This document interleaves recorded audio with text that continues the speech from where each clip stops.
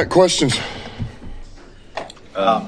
Shane Zylstra came back to practice last week, then missed the next 2 estimation days. I'm just curious, did he have a setback, or is it still a situation where you hope to get him back? No, that was normal. What we were doing, that's what we wanted to do last week. So he didn't miss any time. He was, it was kind of how we had it planned. So he was out there, walked through. We're going to have him out at practice today, and there again, would love to have him at the game, barring no setback. We'll see where he goes here. What's the plan to still get Christian rolling back into practice, and what's the likelihood that he could still help you this year? We're going to work him into practice. This will start working him in. I'm hopeful that we'll be able to get him at some point here this season. Muhammad was Defensive Player of the Week this week. He had the 3 sacks. Looked like you guys used him a little bit more on the edge for some of those. He was getting some of his production inside early on. Was that a game plan specific thing? Is there something about, what he can do for you out there that you want to get him rushing more? Yeah, it's just putting our best rushers out there, and he's one of those guys. And so, we felt like getting him on the edge opposite of Hutch on some stuff. He had some early production too, so you're just going to keep going back to the well there. But he did a great job. He does a good job for us no matter what. He's playing special teams for us too now. He's running on kickoffs, and he does anything you ask him to do. And he cares about it and he works at it, and whatever you need, he'll do. So, proud of him, man. He helped us win that game the other day. What have you thought about Davenport's performance since he's been back? I'm sure there was probably at least a little rust he needed to knock off. Yeah, there's I would say that's probably the best way to say it, is just, getting his legs back under him here a little bit, The good news is that every week we've gotten a few more reps on him. He's getting some really good reps. Practice, he looks really good in practice. He's very disruptive, and so he's only going to get better from what he's had the last couple of weeks, the last 3 weeks of practice, or a few days that we've had. So this will be good for him. I'm glad we got him back. With Miles, does it speak to anything about him and how quickly he's kind of catching on, the fact that he just returned to practice about a month ago and you already feel comfortable putting him into games? And they kind of did the same thing with Christian last year, but is that still a little bit unusual for him to? I think it's unusual. I think it's not always easy to do. Especially it's hard, especially when you're in the boat that they're in. When you don't get any training camp and you've only gotten limited practices, that's not it's not easy to do. But it's where we're at. We need to get a look, and we need a little help, and so let's throw him out there, and he got some valuable experience, and he's going to learn and grow from it. He'll be better because of it. So that's a good thing. Given the situation that you have at tight end, what kind of lift does Jameer give in the passing game? Just being able to line him up in different positions, including the slot.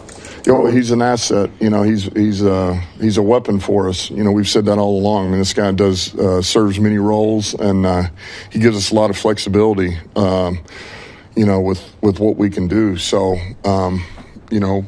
I've said this before, the more that we ask him to do, the better he gets and the more he can do, but he allows us to do a lot. So, he's a good player. He's a good player, and he's only getting better.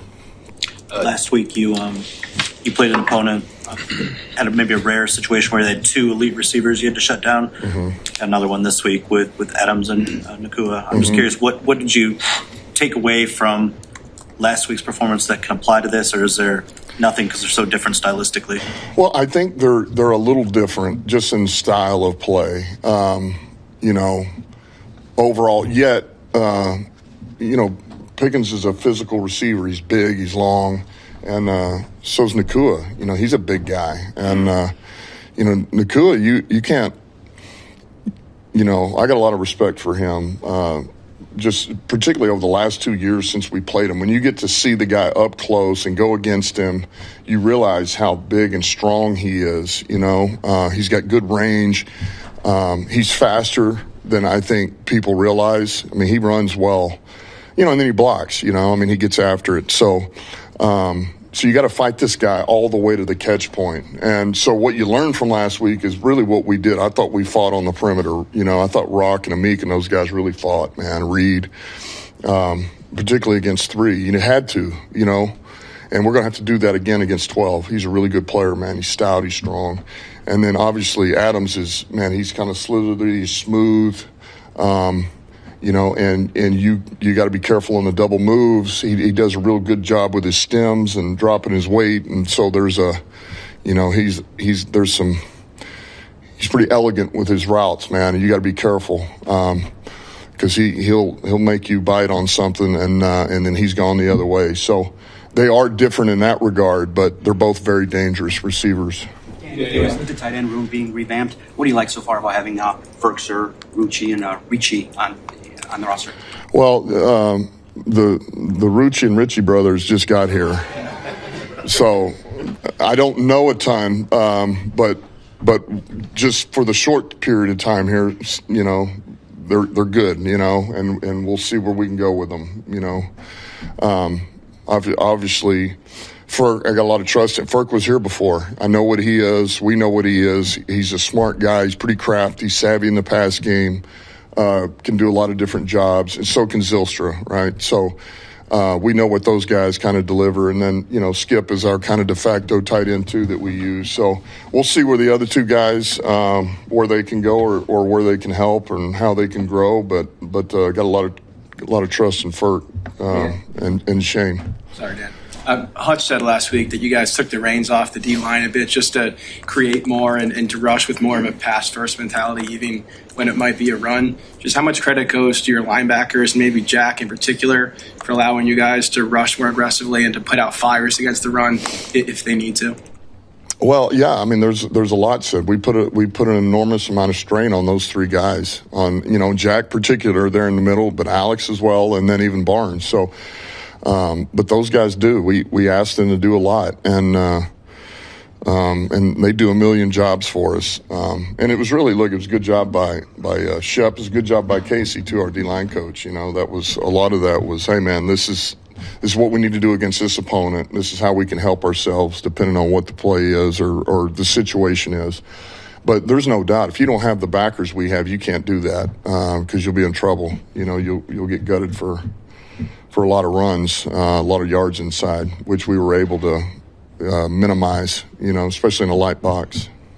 Linebackers, when you look at Jack in particular, you're starting to see things, first linebacker since Chris Spielman to do this or whatever. Just overall, Dan, how valuable is Jack in what you do from a game preparation standpoint, and then obviously what he means to you in the middle of that defense on Sunday? Well, I mean, I don't know if you can put it into words. Is extremely valuable. Right now, first of all, he leads the team in amount of reps that he's played for a season.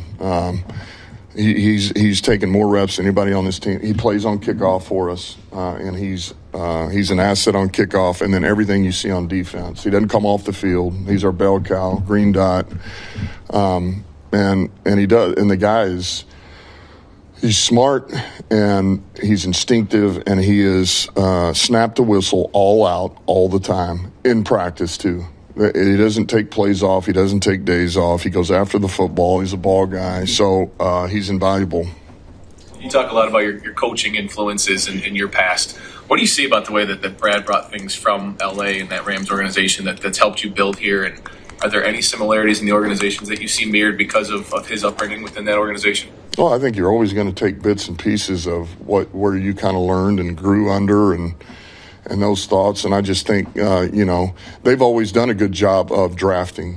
They draft football players. They find guys and they go get their guys. And I think that's a lot of what we do here too, And yeah, I think that would be a better question for Brad. But certainly there's you can't argue with what they've done with the players they've drafted. They've got some really good players in all rounds. And free agency, like we have. So, and that's kind of the tree he's from. So certainly you're going to have a little influence from it. those Dan, really back good players he drafted was Verse. I just want to get your impressions on what sort of game wrecker he is. And when Verse was sliding a little bit in that draft, he was getting kind of close to where you guys were. Did you think you might be able to get him at some point? We like Verse. He's a good player. He's a really good player, and he's grown so much in a year. I mean, this guy is he's a violent player, and he can wreck a game. I mean, this guy sets violent edges in the run game, and then he gets an edge, it's over. Those guys collectively do a good job running stunts and pick games, things like that. He's really grown, but but yeah, we liked him. We liked him. Dan, back to Jack real fast. He seems like kind of a throwback off-ball linebacker. Does he remind you of anyone that you played with or against during your playing days? Man, it's a good question. I mean, look, there's, I wouldn't say, played with, but some of these guys, when you see, just being at New Orleans as a coach for that period of time and watching Kuechly out there, now Kuechly for a linebacker had rare speed. But as far as all the other stuff, man, there's a lot of similarities. Freaking smart, man. He knows what's coming before it's there. High energy, never gets tired. Freaking runs all the way down the field, runs back to the huddle, gets everybody lined up. He's constantly barking out communication, going after the football. You may get him once, you're not going to get him twice. So there's those things that just, they show up. They show up. Curious, really quickly, Brian Branch. Has he undergone surgery? Does swelling have to go down before that happens? And when do you think maybe you'll have an early sense of how long the recovery is for this, given the maybe advancements of Achilles recovery? He's had it repaired, and it sounds like everything went well. So, they're always going to give you the 8 to 12 months or whatever that is from the time of the surgery. But the surgery went well. Everything went well. Thank you, Dan. Appreciate it. Yep. Thanks, Dan.